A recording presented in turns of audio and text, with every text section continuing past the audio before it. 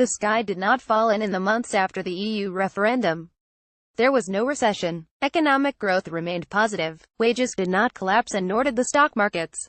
Yes, the pound fell sharply on referendum night, but for all the scary forecasts from Britain's economists, Armageddon, this was not.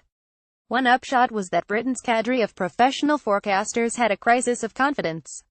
Image Mark Carney was among those who raised fears of a post-EU vote recession. Sure, technically speaking they didn't get it all wrong. Many of their pessimistic post-Brexit predictions were focused on the very long term, in other words, could only be borne out or not over a matter of decades, but they were still tarred with the same brush. A recession was forecast, a recession didn't happen. Ergo no one can rely on experts' economic forecasts anymore. And so the Treasury went silent on the issue.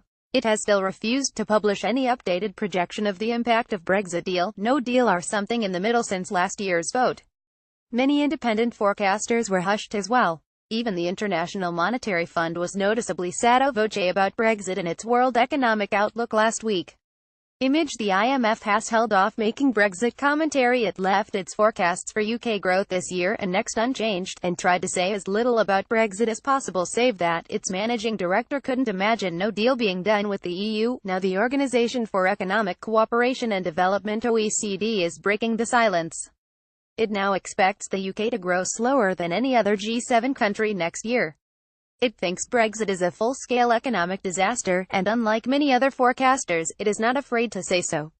OECD Brexit reversal would boost UK growth. For evidence, look no further than the OECD's latest comprehensive survey of the UK economy, published today. It believes Brexit is already causing damage to the UK economy. Growth is weaker than the EU and OECD average.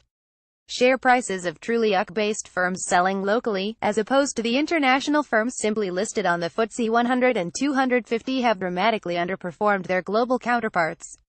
Of course, Britain had plenty of homegrown issues and challenges long before Brexit came along. The economy is deeply imbalanced. Households are overly reliant on debt and on housing wealth. The productivity rate is too weak, exports are too low, and the performance gap between different regions is greater than in most other developed economies.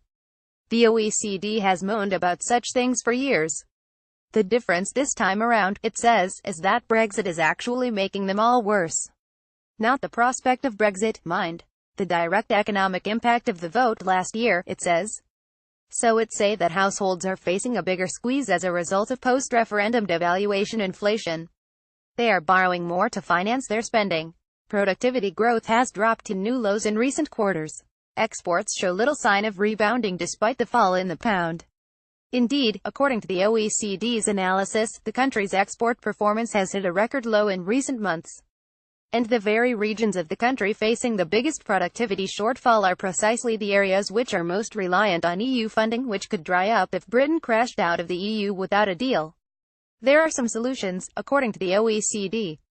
But here things get, well, ironic. For pretty much every one of its major solutions has already been dismissed by the government itself.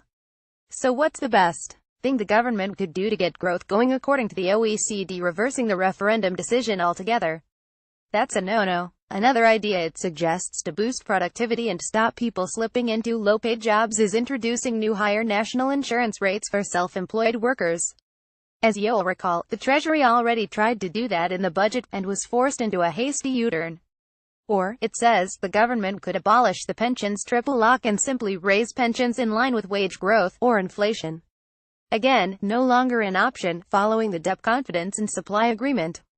In other words, the OECD report is a significant reminder of the constraints on economic policy at the moment. There is no recession, but the more data that comes in, the clearer it is that Britain is growing at a weaker rate than previously, and the signs are this is at least partly down to Brexit.